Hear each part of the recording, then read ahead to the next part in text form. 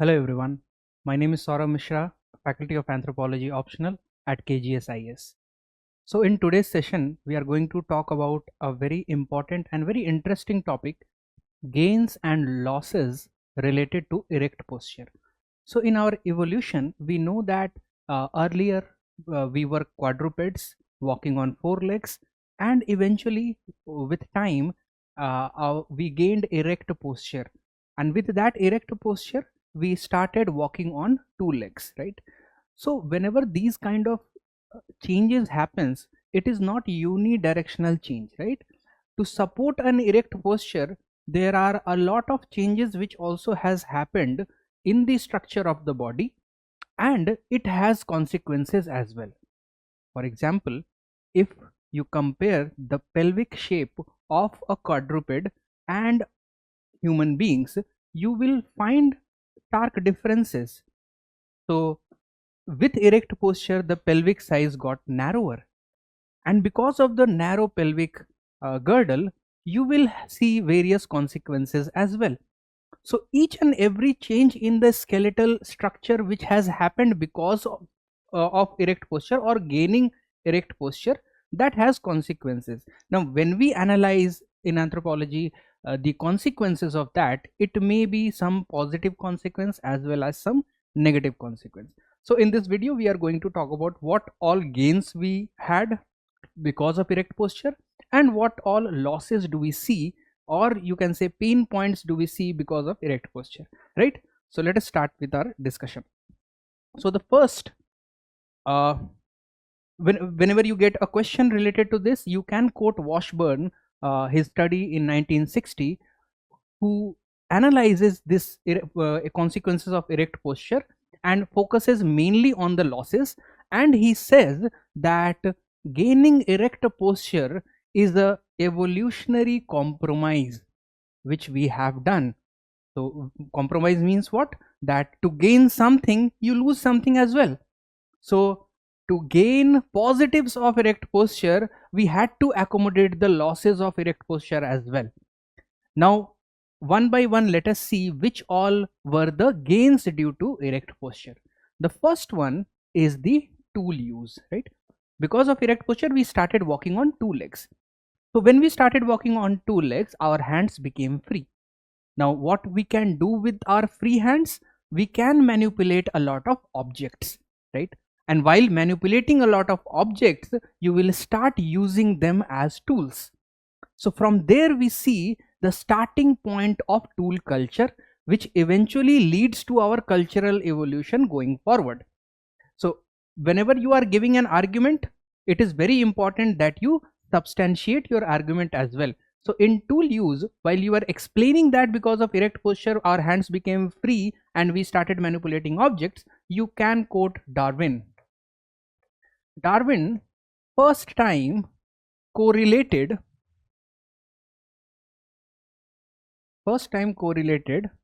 erect or bipedalism with free hands.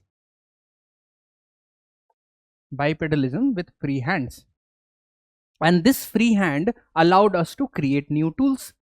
Similarly, you can quote Napier as well. Napier speaks about, analyzes the free hands and later on how we gained precision grip, which allowed us in creation of tools or usage of tools. So two thinkers you have quoted in your argument. Now your argument is getting substantiated. It is also important that you quote some specific example. So you can quote Leakey and his finding Homo habilis, which he called as handyman, who was related to using these tools, specifically if we say Oldowan tools, right? So what you have done in first argument, you are talking about Because of erect posture, our hands became free. Who first time used this argument? Darwin. Then you quoted Napier, so that you established that with free hand, our grip also became precise and strong, which led to manipulation of tool in a better way. And you took one example, the work of Leakey for Homo habilis, to show it was the first hominin who used tools, older one tools, right? So this way you can substantiate your argument whenever you are writing in your answer. The second consequence, positive consequence, which happened was better visibility. Now better visibility means what? Suppose imagine you are a quadruped. Now you are a quadruped and adapted to arboreal lifestyle in a forest. Now suddenly the ecology, suppose it changes from a forest ecology to a grassland ecology. And we know in the East Africa, where we associate the origin of Homo sapiens or Homo erectus, we know the climate is of savanna type. So there is savanna grassland. In a grassland, a quadruped will have a very less visibility. But if your posture changes to erect posture, now you can see above the grasses. So you can spot a predator from a distance, or you can spot a prey from a distance as well. So you got better visibility because of erect posture, specifically in an environment like savanna grassland. Here you can quote Raymond Dart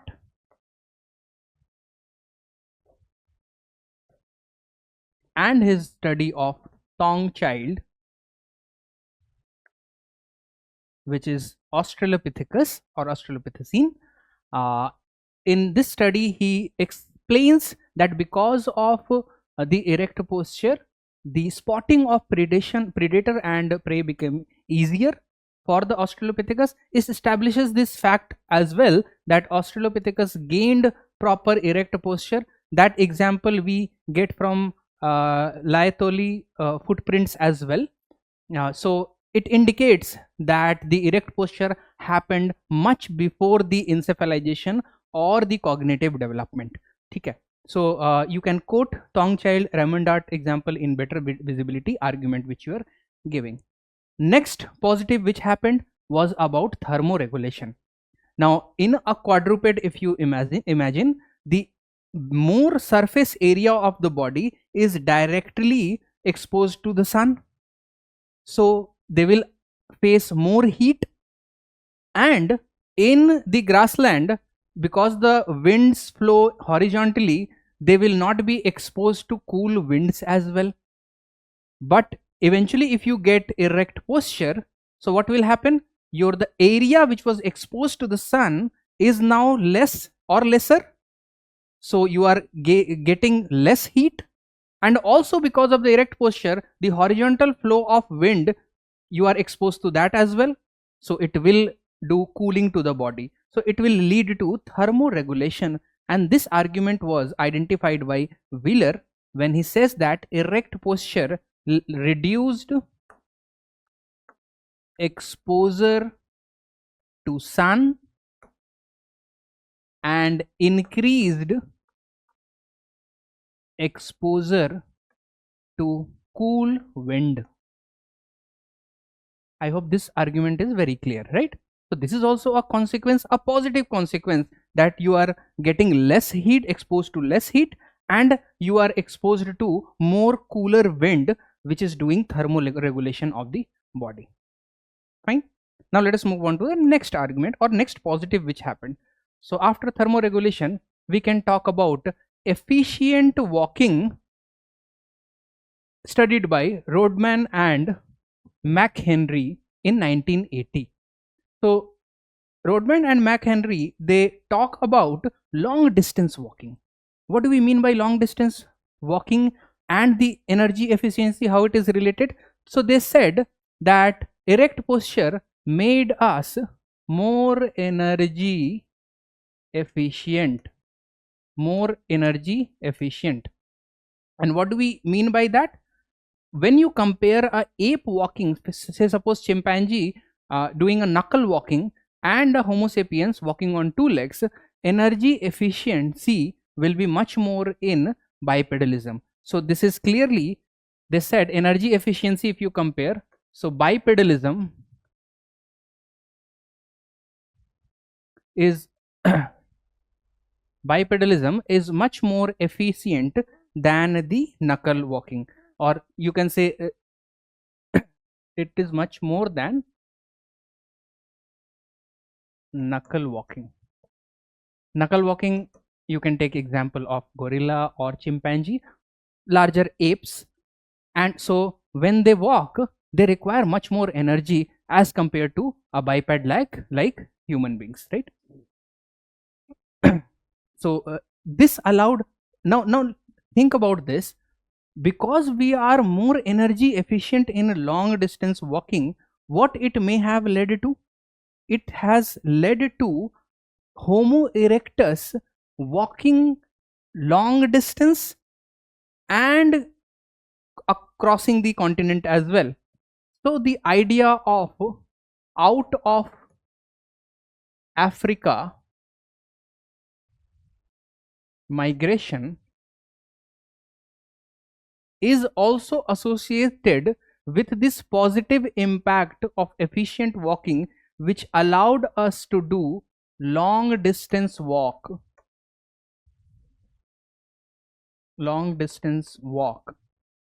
eventually allowing the migration to happen in different continents. Okay. Next, fifth positive is endurance running hypothesis. It was given by Bramble and Lieberman. This hypothesis talks about, because of erect posture, few muscles and bones in our body got evolved or stronger, for example nuchal ligament, long Achilles tendon, and they allowed us for endurance in long distance running. So if you compare a quadruped and a biped will be able to sustain long distance running as compared to a quadruped. Quadruped will be a very fast runner for a short duration of time, but if you look at the endurance for long running, biped will always be a better option, and this is even seen today. If you take example of Kalahari San community and their long distance hunting is still an example of ability to run for a longer distance for a longer time, that happened because of erect posture and bipedalism. Okay? So if you look at this community, you will observe long distance running. You will also observe that a lot of people from Africa, they are very good at running marathon, right? Because their body is regulated in a way that they can endure a long distance running, that has happened because of erect posture as well as their cultural practices, which has allowed them to endure long running practices. Okay?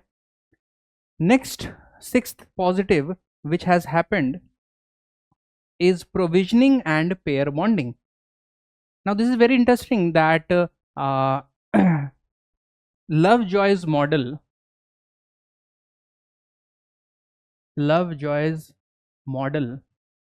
talks about this idea that because our hands got free, so we were able to, the men were able to carry food and get it back for their mates and their offspring. Now suppose if you are a quadruped, you are hunting, you cannot carry that food for a longer distance, but if you have a free hand, definitely you can carry that food back to your home where there is your mate and your offspring waiting for the food. So when, because of free hand, they started carrying back food to their houses, that led to provisioning and pair bonding, a much more stronger bond between men and women, which eventually led to monogamous bond. We can also connect that it may have led to, you can say, marriage as an institution as at a later stage also. Okay, so this is also a positive, that the bond between men and women increased because of erect posture when the hands got free and men got involved in the caregiving, or you can say taking care of the family. That kind of logic came to define that this might have led to a stronger bond between one man and a woman, leading to institutions like monogamous marriages later on. Okay. Next positive which happened because of freehand is carrying infants. Now if you closely observe other monkeys, when they carry their infants are able to cling to the mother very strongly, and they can locomote from one place to other efficiently, because the infant is clinging to the body of the mother. And what is the infant holding there? Long hairs on the body. In human beings, when we lost in the line of evolution, when we lost bodily hair, and we don't have bodily hair that much which can be hold and clinged to, so it is difficult for the infant of human beings to cling to the mother, right? So we need to hold the infant. And how can you hold the infant if you are walking on four legs? So naturally, when you are walking on two legs and your hands are free, now you can hold the infant, right? So carrying infant is also a positive because of erect posture. You can connect this like losing hair loss bodily, basically leading to difficulty of clinging the child to the mother, and naturally holding the baby is required, which happened because of freehand. That is also a consequence. Then comes gathering hypothesis. Now gathering hypothesis is, Zillman talks about woman the gatherer model. Woman the gatherer. Before that, there was male specific model, which is man the hunter. Man the hunter. That means the men were involved in the hunting activity, and Zillman says in the gathering hypothesis, what was women doing? They were doing gathering of food, fruit, using small tools. So, and that was possible because of the erect posture and their free hands, right? So clearly Zillman is identifying role of both gender in the society. Men as hunter were well established, so he says if men are hunting, women are gathering, right? So clearly this hypothesis of gathering, which you can relate to the erect posture because hands are free, so we are getting involved in this kind of activity. And also if it is gendered activity, so we can say or assume that division of labor based on gender might have started at that time, right? When men are only involving in hunting activity, women are involving in gathering activity. So we are defining the roles in hunting gathering society as well. So if you have to trace back the origin of division of labor based on gender, you can go back to the argument of Zillman in gathering hypothesis. And this is also related to the erect posture and its positive consequences. Okay? Next is about tool brain feedback loop. This is very simple concept. It says that when the brain started growing or evolving, now we started using tools. When the tools are getting evolved, so you see tool usage requires problem solving ability. when you have a problem at hand, you will try to think, how can I solve this problem using a tool? And for that you will create a tool, and while using that tool you will come up with another solution of the problem. So it is a feedback loop which keeps on going, where your brain evolves, creates a better tool. Now usage of better tool allows you to think even further, and that pressure of thinking further evolves your brain as well. So we got into a loop of brain aiding tool development and complex tool development pressurizing for better brain development. Okay, so this feedback loop allowed better encephalization going forward. So when you need to think about why our cognitive evolution started so late, and tool development started earlier and cognitive development started later on, right? So you can connect this, that maybe that tool development and usage has led much more pressure on our brain to get involved in problem solving, right? So this feedback loop allowed us for in the path of brain development, which happened because of erect posture, because we were able to use tool because of erect posture only, right? So this is also a positive which has happened related to brain development. Last positive which we can think of or connect with the erect posture is about anatomical groundwork for speech.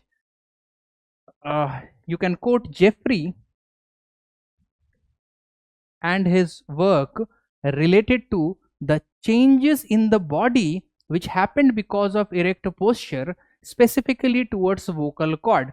So because of our erect posture, we got L-shaped larynx, L-shaped larynx, and repositioned vocal cord, which allowed us to create various sounds, much more refined sounds, which animals or quadrupeds cannot. So because of our erect posture, repositioning of our vocal cord happened, because we have to balance the skull on a erect posture, so our spine got changed also. And because of this repositioning and restructuring, we got a L-shaped larynx, and repositioned vocal cord allowed us to create various range of sounds. Okay? So that is a structural change which happened because of erect posture and allowed us to create various sounds. And since the encephalization is also parallelly happening, now encephalization, yani larger brain and developed brain, led to two areas in the brain, which is Broca's area. Broca's area got evolved, which helped in speech generation, and Wernicke's area,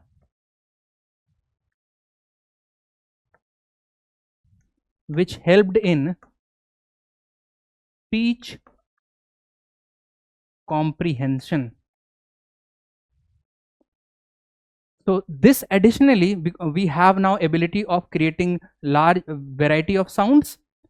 So Broca's area in the brain helped in speech generation, and Wernicke's area allowed us to attach meaning with those sounds, that is speech comprehension. And combining all of these, we were able to create complex languages which the other species could not do. So language generation or language usage is eventually also related to the erect posture. That is also a positive which has happened to us. So when you are giving argument about the gains related to erect posture, these are the 10 arguments you can use. And if you can observe, in each and every argument, we are not giving a generic argument, we are giving you specific thinkers' work and example to justify or substantiate your argument.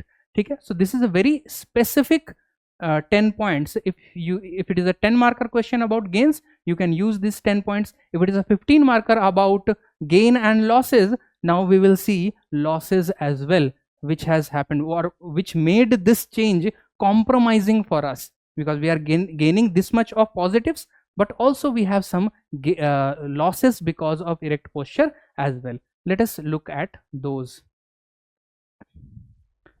So while you are writing, if you have written 10 points, it's better for a 5-6 points you can use a hub and spoke diagram, which will allow you to save some space in your answer and give a better representation or presentation. So you can adopt to this style when you have written points for 8, 9 or 10 points, and also you have further 5 points, use a diagram there. Okay? So what about the losses? The first difficulty which we faced because of erect posture is difficulty in childbirth. This is the first loss we had to face. What was the loss? This is also called obstetric dilemma. Obstetric dilemma, that means because of erect posture and walking, our pelvic area got narrower. So narrow pelvis versus large fetal brain. This is the dilemma. Narrow pelvis versus large fetal brain. Now because of encephalization, our brain size is increasing. So at the time of birth, if the child is fully developed, the skull size will increase, and with the increased skull size and because of erect posture, what has happened, the pelvic size is narrow, so the birth canal is narrow, so passage during childbirth will be much more painful and difficult. So this is the dilemma. You have got narrow pelvic, which is helping you to walk faster, and also you have a large fetal brain, which will make it difficult for birthing process. Now what is the problem, or how it got resolved? That is the second part. So this created a dilemma, difficult childbirth,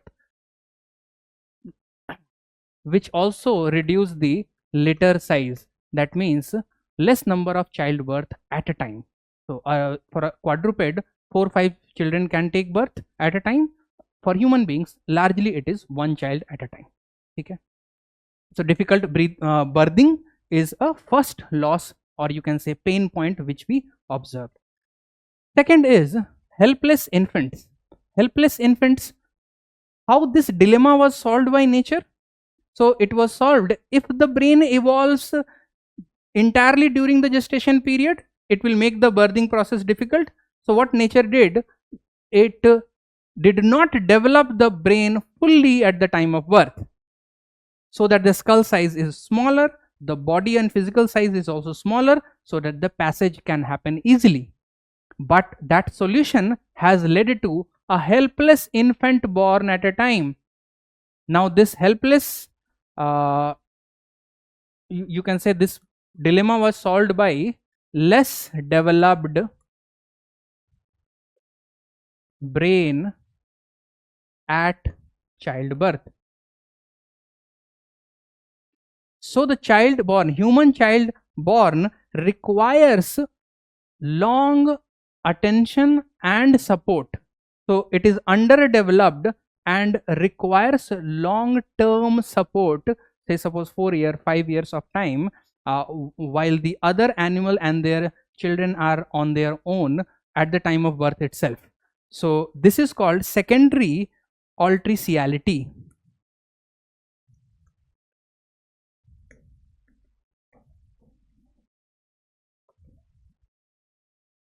Secondary altriciality, right? So this is also a problem, that helpless infants are born and we need prolonged care for the children. So and eventually you can connect this with institution of marriage as well, that maybe the mother and father requires combined effort to take care of the child, which may have led to development of institution of marriage. Third problem is chronic back pain. Now chronic back pain, you know that to balance our head on the pelvic area, this spinal cord has taken a S shape, right?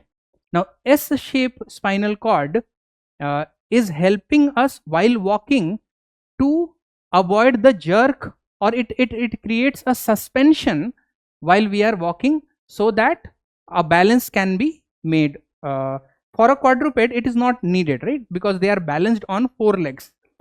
But for a biped, that balancing and weight management is needed, and that weight is taken by this spine or vertebral column, and this curved shape is allowing to take or create a suspension. Fine. While it is taking up all the load, so the lower vertebral column is taking much more pressure, right? And this is leading to a sustained lower back pain in human beings, which we observe over the passage of age. A lot of people face this lower back pain. Why it is happening? Because it is taking continuous burden, or you can say weight, which is also called lumbar lordosis. The term is lumbar lordosis. So this is also a pain point. Because of erect posture, we are facing lower back pain continuously, or majority of of the cases. Fourth pain point or loss is slower speed. We spoke about Bramble and Lieberman 2004, their study about the endurance running for a longer period of time. So human beings or the bipeds are designed in a way that they can endure long running, but they cannot sprint very fast. So sprinting is better for quadruped. Long running is better for biped. So quadruped are designed to gain very or run very fast for a short duration of time, so they can sprint very fast. Why it is evolved in a way? Because they have to avoid a predator. If they are attacked, to save themselves, they need to sprint fast. They cannot slowly walk or run and avoid the predator. And also, if they are attacking a prey, they need to be very fast for a short period of time. So their evolution has happened in a way that they are good sprinters. But human beings are not good sprinter because of the erect posture. But if you compare long distance walk and long distance running, now we are our structure is suitable for that. So for long running we are suitable, biped is suitable, and for sprinting quadruped is suitable. Okay? So that is another loss we had to go through. So we are now, if we live in the forest, now we are very much exposed to the predators because we cannot run that fast. Okay? Then comes circulatory strain. Fifth loss, circulatory strain. Now erect posture body, if you see, the vertically it is going upwards, right? So our heart is located at a position which is way above the ground level, and you know the work of the heart to pump blood, get impure blood, purify and give it back, right? So suppose the veins in the legs, they are working constantly anti-gravity. And how it is happening? Because the heart is creating a suction, or you can say it is pulling up against gravity. So that circulatory strain is getting created because of the path of the veins, which is working anti-gravity. Or so to say, the heart valve is working more to channelize blood anti-gravity. So for a quadruped, that height is lesser, so this strain is lesser. For a biped, the height is more, so the strain is more, right? So that is also, it may create lifelong, you can say gradual weakening of the valves because of this circulatory strain. And then the sixth part is, in a quadruped, you will say the organs are arranged in a horizontal way within the body, which is supported by the rib cage. But in human beings, because of the erect posture, the organs and their weightage are going on the abdominal wall as well as the pelvic area, which creates conditions like hernia and pelvic organ prolapse as well. Okay. So this is also a loss, or you can say difficulty, which we face because of erect posture. So clearly we have explained a total of 10 points related to gains and 5 points related to loss. How you can conclude this answer? Erect posture in human evolution was never a simple improvement. Erect posture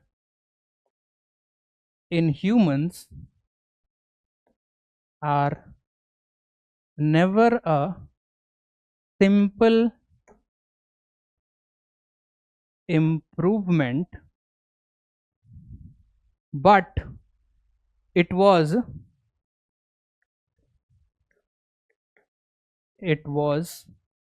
a package,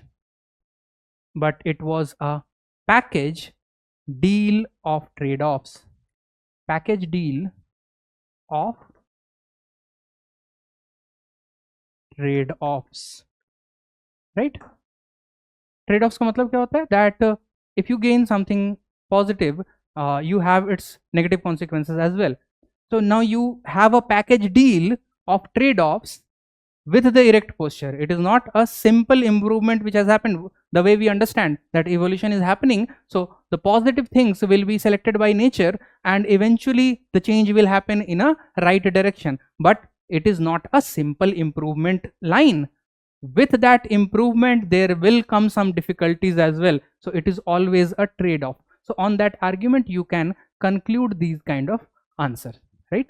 So in this discussion, my core motive was to tell you how to generate the points and how to substantiate it wherever thinkers are needed, wherever examples are needed, you can do that.